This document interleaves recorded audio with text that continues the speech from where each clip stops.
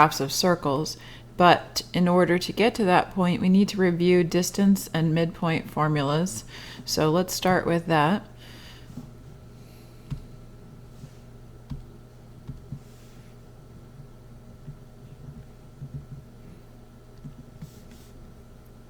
All right, so if you have 2 points in the xy coordinate system, let's call them x1, y1 and x2, y2, then we would like to be able to find the distance between the 2 points. Now, you might be familiar with the Pythagorean Theorem, and in the xy coordinate system, we can imagine drawing a right triangle such that the hypotenuse of the right triangle, the longest side opposite the right angle, is the distance between the 2 points. So that would mean that the hypotenuse, which has length c, that length could be found using the Pythagorean theorem, a squared plus b squared equals c squared, where a and b are the legs of the right triangle. So what we would do is we would try to use the information we have, which would be the coordinates of the 2 points, and figure out the lengths of A and B, and then that would give us C.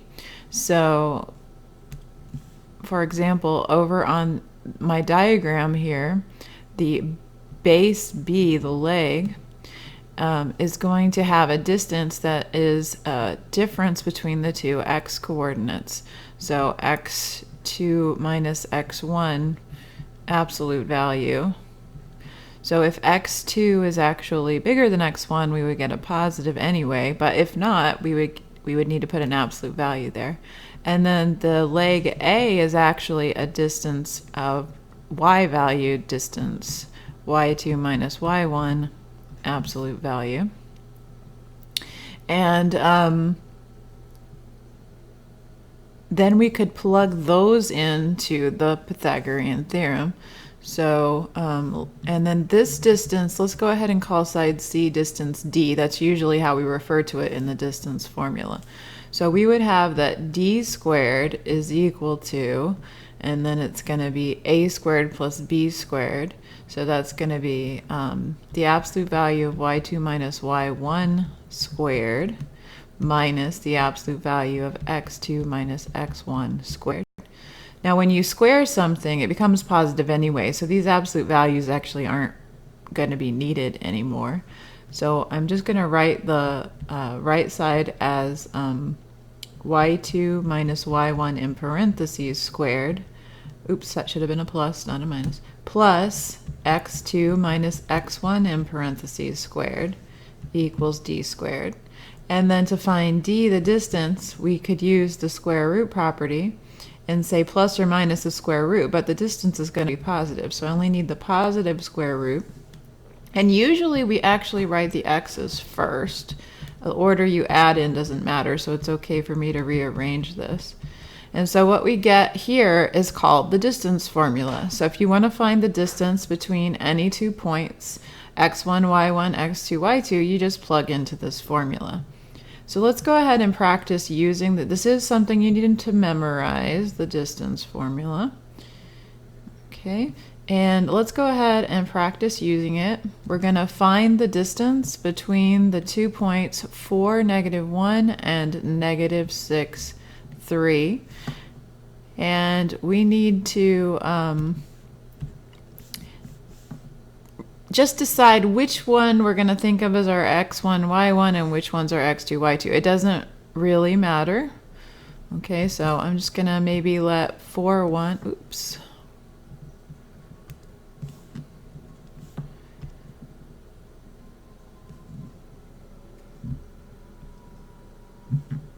Okay, I'm going to let 4, 1 be my x1, y1.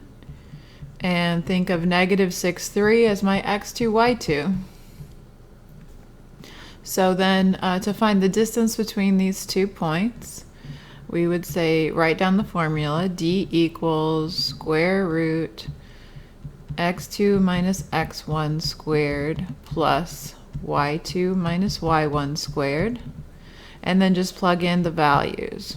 So our distance will be the square root of, and then we're going to have -6 minus 4 squared plus, and then we're going to have 3 minus -1 squared. Be careful with your signs. It's a source of potential errors.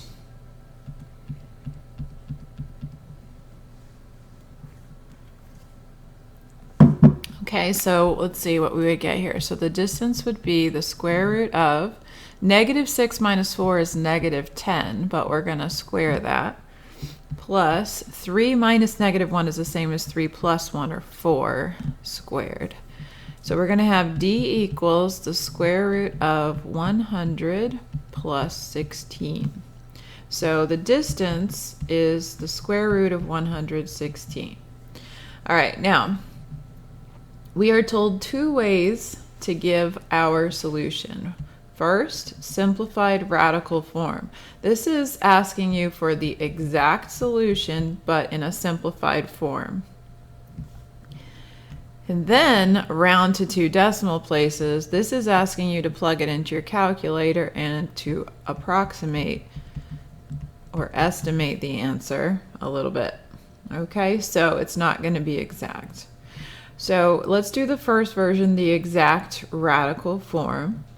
So when you need to simplify it, you're going to look for perfect squares that divide evenly into 116.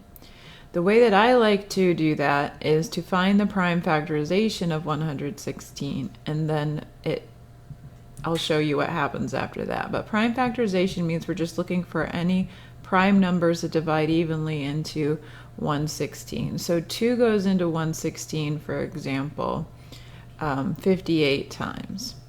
2 is a prime because it's divisible by only itself in 1. 2 goes into 58 29 times. Now, you could try dividing, 2 obviously won't go into 29 because it's not even, but you could try 3, 4, 5. What you're going to find is 29 is prime. It's only divisible by itself in 1. So what that means is that 116 could be written as 2 squared, because we had 2 factors of 2, times 29. And so only the 2 squared can be simplified. The square root of 2 squared is 2, so we would say the distance is 2 times the square root of 29. This would be the simplified radical form of the distance between these 2 points. Now, if you want to find the decimal form, I would actually probably plug in the square root of 116 into your calculator rather than doing 2 times the square root of 29. Both should turn out the same, but one is just a slightly bit easier than the other one. So let's go ahead and find the square root of 116. So that's going to be about, to 2 decimal places, approximately 10.77. Okay, so now people get it mixed up when I ask for an exact solution. Sometimes they think they need to give me a decimal. That's not true. This one, the radical version, is the only way to write an exact solution. 10.77 isn't exact because we had to round off a bit. We have some decimal places missing. And in fact, since the square root of 29 is an irrational number, that decimal goes on and on forever without repeating. So there's no way to write it exactly in decimal form. All right, so that's how we find the distance between 2 points.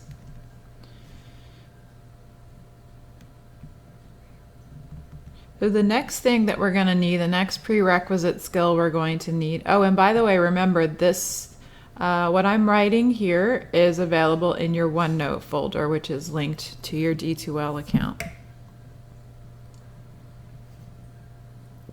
Also, I know there's quite a bit of buffering going on for some of you right now. I don't know why, but on some days that happens, and today is one of those days. So if you're having trouble with the live stream, remember you can always log back in and watch the recorded version later, and it'll be more smooth for you. But anyway, the midpoint of a line segment is another thing we're going to need to be able to find. in order to achieve our goal of being able to graph and work with circles. So let's go ahead and talk about what would be the midpoint of the line segment between these 2 points, -6, 3, and this one looks a little hard to read. That's supposed to be 4, -1. Okay, so we're looking for the midpoint between here. Now, when you have it graphed out and it's nice integers like this, you can kind of eyeball where the midpoint would probably end up. It's probably going to be, horizontally, it's going to be halfway between -6 and 4. And there's 10 units between -6 and 4. So halfway in between would be 5 units away. 1, 2, 3, 4, 5 would be here at -1. And that's the horizontal midpoint. Vertically, we're looking at being between 3 and -1. Those are 4 units apart. So if you go down 2 units from 3, we're at 1. So it looks like the midpoint should be the point -1, 1. So how do you find that? What's a formula for the midpoint? Well, think of it as finding the average between the 2 x values and the average between the 2 y values to get what's halfway in between. So what I mean by that is, how do you calculate the average of, say, 2 of your test scores? You add them together, assuming they're equally weighted, you add them together and divide by 2, right? So we're going to do the same thing for finding a midpoint. The formula is actually going to be to add the 2 x coordinates together and divide by 2, and add the 2 y coordinates together and divide by 2. All right, so in this case, our 2 x coordinates are -6 and 4. So we're going to add those together and divide by 2. -6 plus 4 is 2. 2 over 2 is 1. So that's going to give us the x coordinate of our midpoint. And then our y coordinate is going to be 3 plus -1, the sum of the 2 y values divided by 2. That's going to be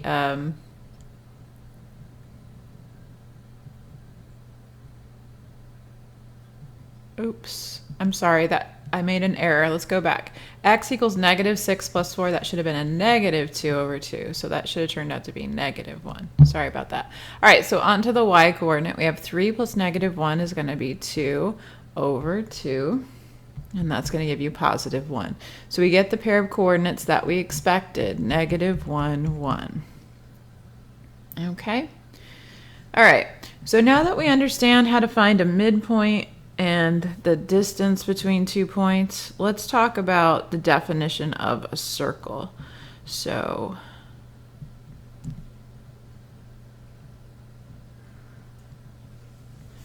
if you think about it, if an alien dropped down from outer space and you had to explain to them what a circle is, how would you define it?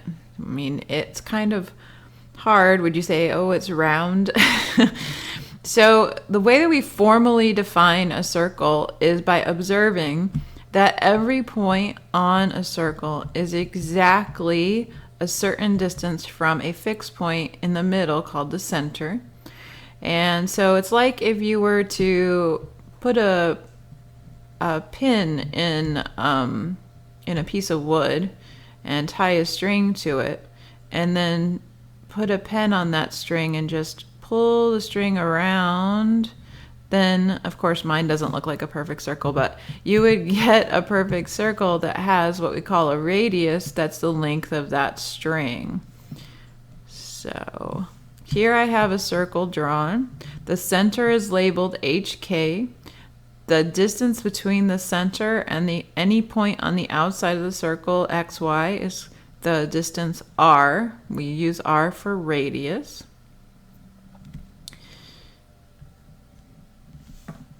I'm going to shrink this a little bit so you can see.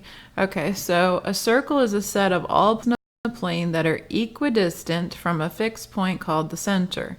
The fixed distance from the circle's center to any point on the circle is called the radius.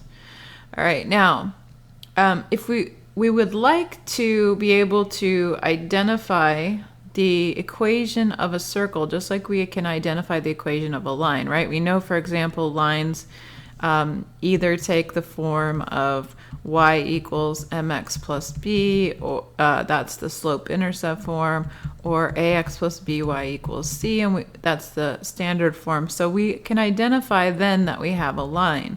We'd be able to do the same thing, but for a circle. So what would the equation of a circle look like? Well, if the defining characteristic of a circle is that it's got the same distance between the center and any point on the circle, the distance r, then we can use the distance formula to come up with an equation for that circle.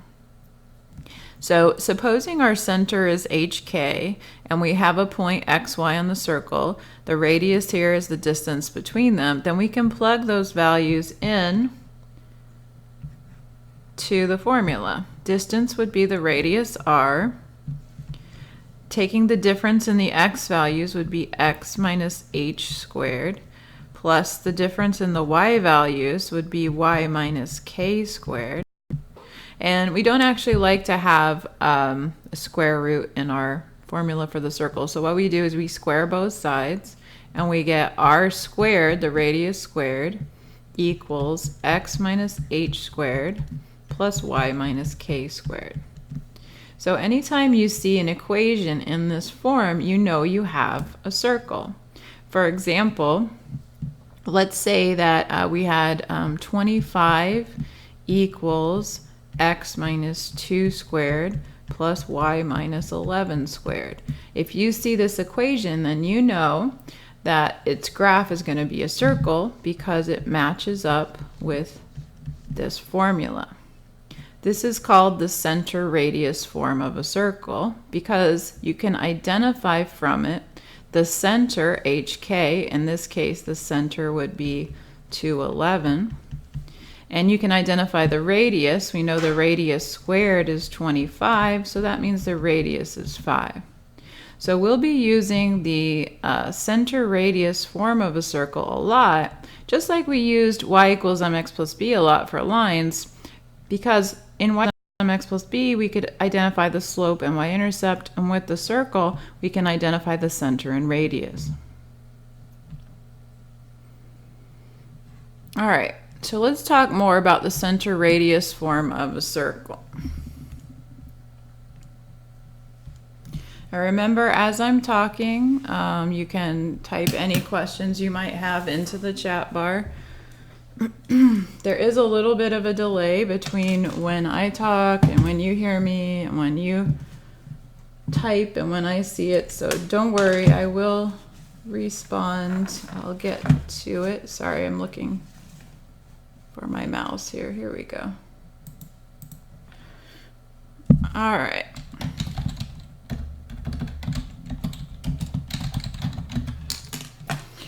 Okay, so center radius form. So in this problem, this is a type of problem you might see in my math lab and on your test. Given the equation of a circle in center radius form, identify the center and radius and graph the circle.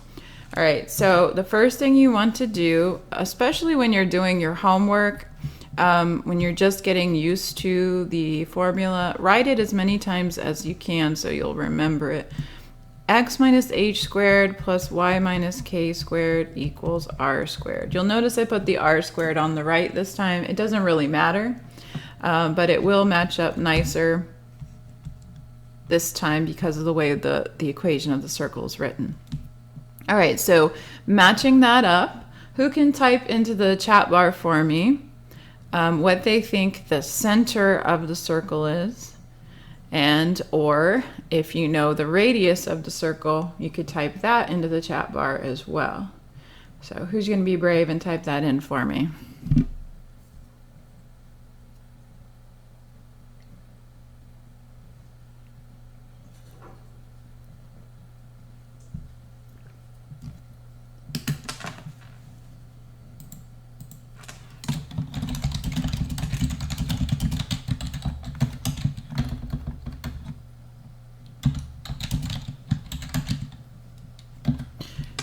Okay, good. Yeah, so I see 3. 3 would be the radius. Very good.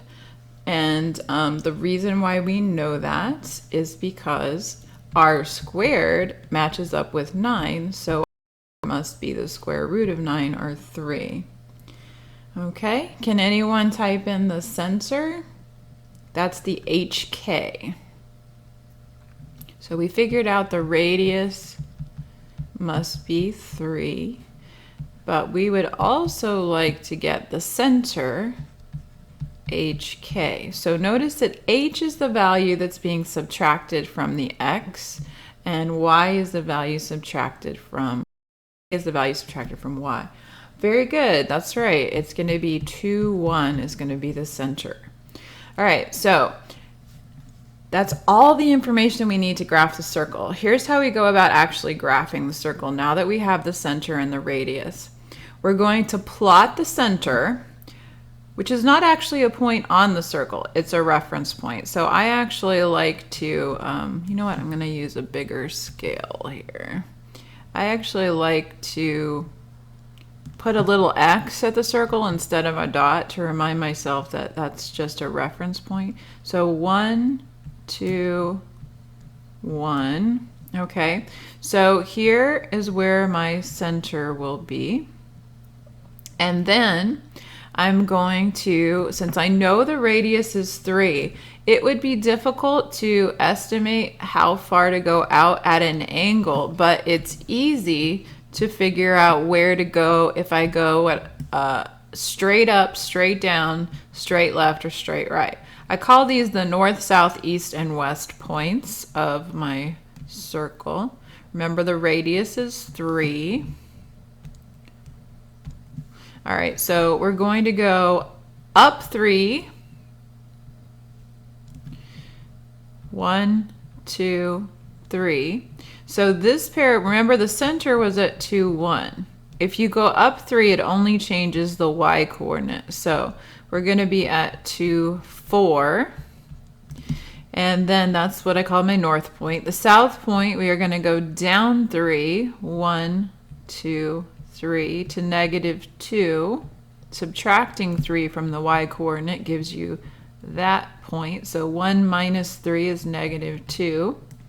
And then we're going to go to the east 3, 1, 2, 3.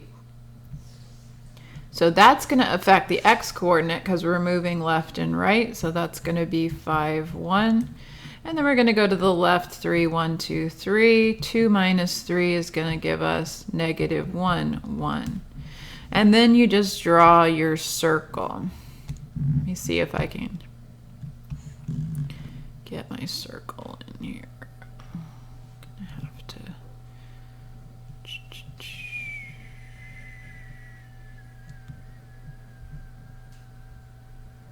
Okay, looks more like an oval, but at least on my screen. My screen's a little warped, so okay. So there we go. All right, there's our circle. So when I ask you to graph a circle, every time I'm expecting you to plot those 4 points. All right.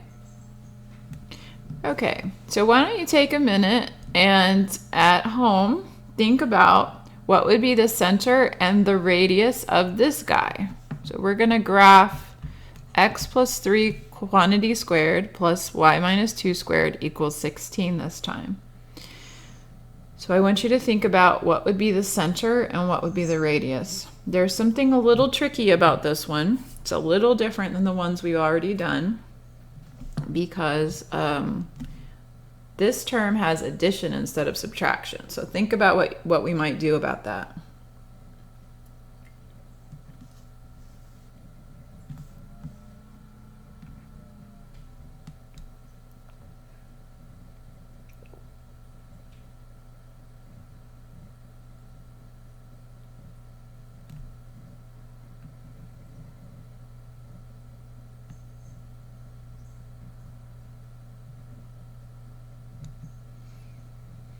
Okay, so the center is the x coordinate that's has an x coordinate that is the number being subtracted from x. There isn't a number being subtracted from x, but we could think of adding as subtracting a negative. So the x coordinate of the center is actually going to be -3. So we have -3, and then the number being subtracted from y is the y coordinate of the center, which we do have a +2 that's being subtracted from the y. Now the radius comes from the number 16. Remember, this is the radius squared. So the radius is actually 4, the square root of 16. All right, so try graphing that at home. I know it's easy to just sit and listen, but it's actually more interesting and less boring if you actually try to do the work at home. So make sure you have a paper in front of you. Go ahead and try and graph this guy. So you're going to plot the center at -3, 2, and then go up, down, left, and right. Do the north, south, east, and west points using a radius of 4.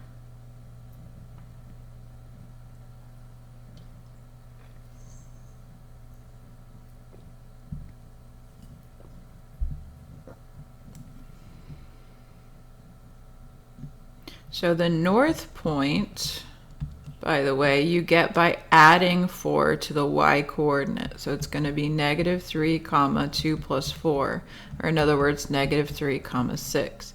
The south point you're going to get by subtracting 4 from the y coordinate. So 2 minus 4 is going to be -2.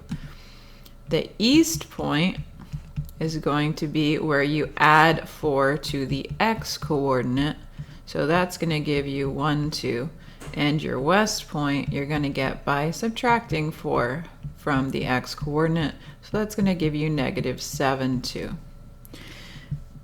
All right, so first start by plotting the center, -3, 2.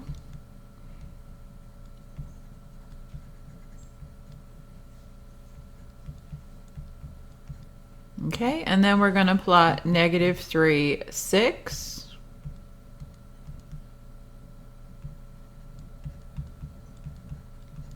We're going to plot -3, -2.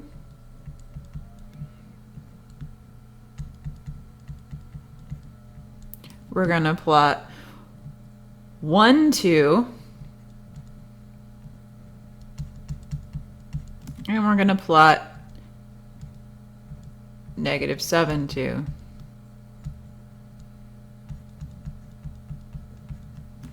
And then we're going to draw in our circle.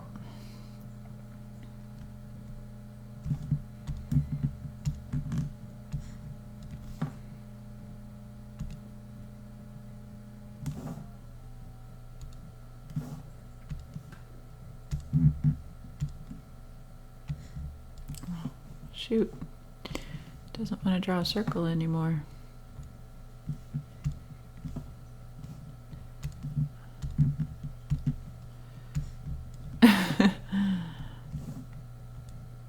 Oh well, I guess I'll have to freehand it. There we go.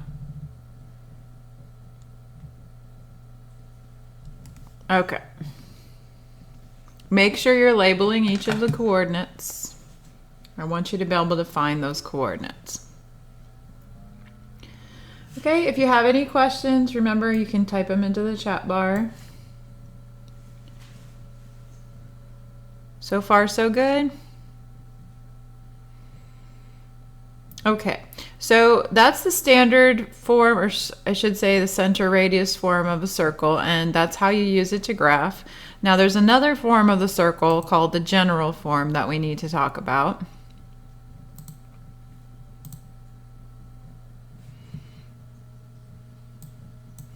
All right, so here I have been given the equation of a circle in center radius form and asked to convert it to general form. General form just means that it's all multiplied out, basically. So I want to remind you, since we're going to be squaring binomials a lot in this section, I want to remind you of the pattern that a squared binomial follows. So let's say that we want to square a plus b. So a common error is to think that that's equal to a squared plus b squared, which it's not, because really it's a plus b times a plus b, and if you FOIL that out, you get a middle term. But I don't want you to have to FOIL it out every single time. So to save yourself a little time, it's helpful to memorize this little rhyme that says square the first, a squared, square the last, b squared, multiply together, a times b, and double up fast. That gives you 2ab. So square the first, that's referring to the first term, a. Square the last, that's referring to the last term, b. Multiply together, and double up fast. Okay, so we would get a squared plus b squared plus 2ab. Now the only difference, if we used that same rhyme to square a minus b, the only difference would be that middle term would turn out to be negative 2ab.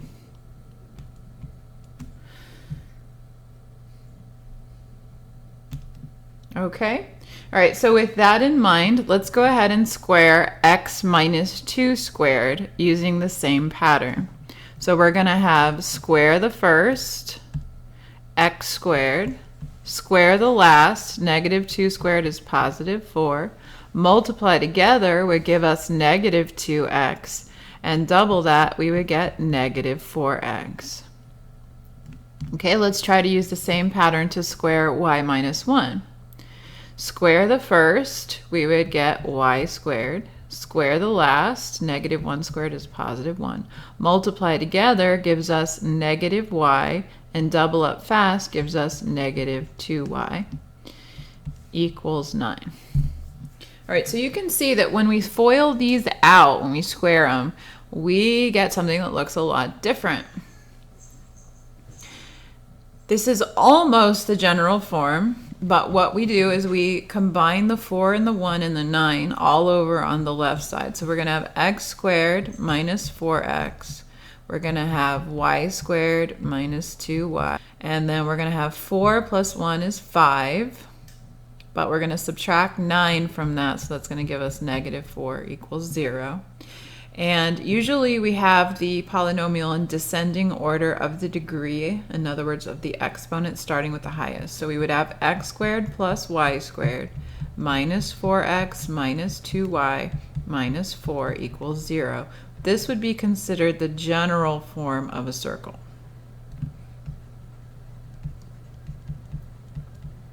Okay, so to go from center radius form to general form, all we have to do is multiply this out and combine like terms and write it in descending order of the exponents.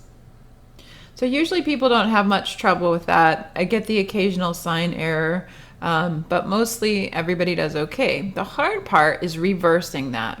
So if I give you an equation in general form, can you reverse that procedure and get back to the center radius form? Because the general form is not very useful for graphing. You can't identify just by looking at it what the center or the radius would be.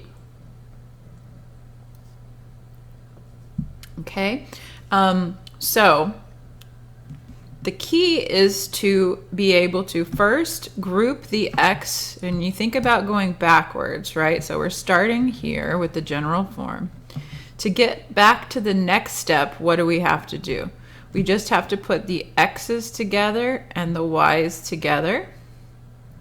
But then to get to the next step, we have to use that procedure of completing the square. Remember, we want to end up with a quantity squared, and so we would have to think about what would be missing here would be the 4 and the 1. We'd have to figure out those values, and the way to do that would be using completing the square. So let's take a look at this example. Write the equation in center radius form. So right away we know that our goal is to get it into the form x minus h squared plus y minus k squared equals r squared. All right, so the first thing we're going to do is we're going to, let's just move this constant over. So we have x squared plus y squared plus 4x minus 2y equals positive 4. We're going to put our x's together and our y's together. So we're going to have x squared plus 4x. Leave a blank because we want to make a trinomial that's a perfect square trinomial. So I'm going to leave space for that. Plus y squared minus 2y plus something equals 4. And then whatever we do to the left, we have to do to the right. So we're going to have to add those same two values on the right-hand side. So what are we going to do? Well, do you remember when you used completing the square to solve quadratic equations? I said there's going to be other contexts where completing the square is useful. This is one of them. So remember, to create a perfect square trinomial, what we do is we focus in on the coefficient of the linear term, the x term or the y term. We take half that coefficient, so in this case, half of 4, which is going to give us 2. We take that value and we square it, which is going to give us 4. So we know we're going to add 4 to both sides of this equation.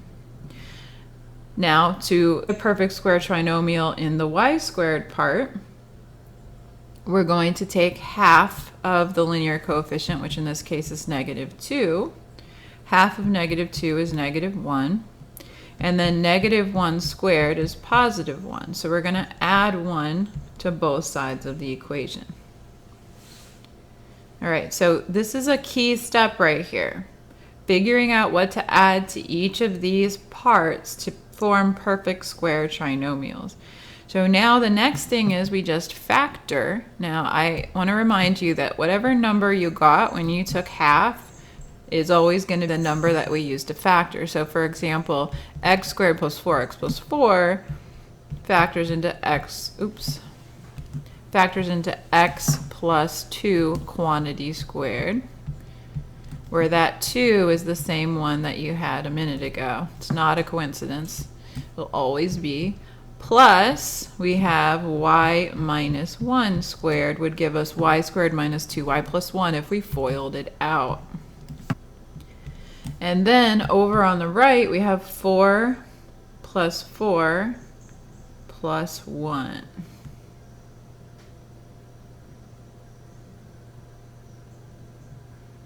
Which is going to be 9.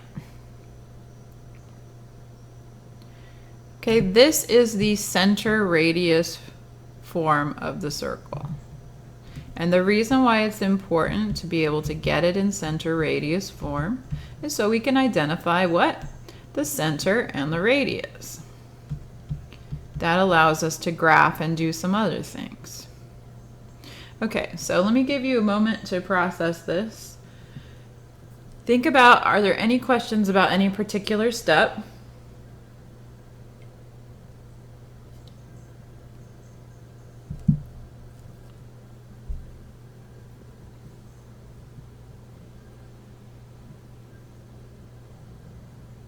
If you have any questions, just type them into the chat bar.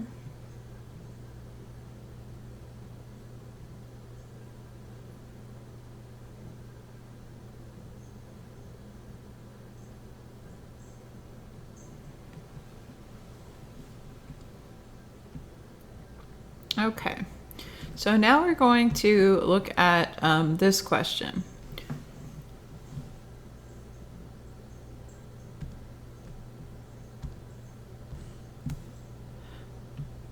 Okay, it asks us to identify the center and radius of the circle.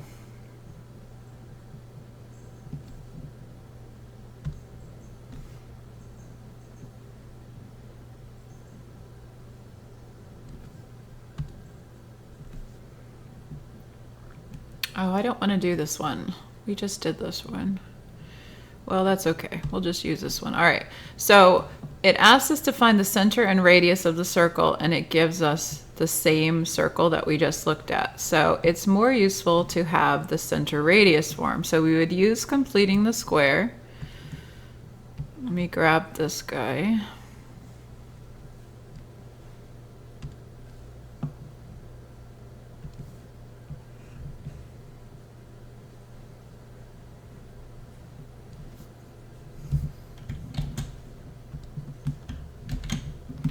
And we would get this form, and then we would identify the center and the radius.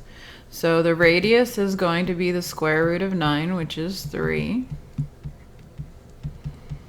And the center is going to be whatever numbers are being subtracted from x and y. So it's going to be -2 and +1, the opposite of what you see here. And then if you were asked to graph it, you could do that as well, which we already did.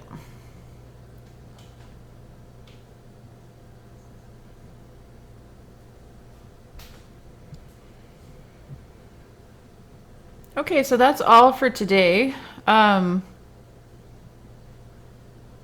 If you're watching the recorded version of this, then remember to post a comment, including a quotation from the video, your name, and the days and times of your class so that you can get bonus points. Also, if you find this video helpful, please remember to give it a thumbs up, give it a like, so that will help other students to find the video. If you have any questions between now and our next class, remember you can send me your Ask My Instructor questions. I want you to be successful and I'm here to help you, so don't be shy. And also remember to use your resources, including my office hours and the tutor labs, so that you can make the best use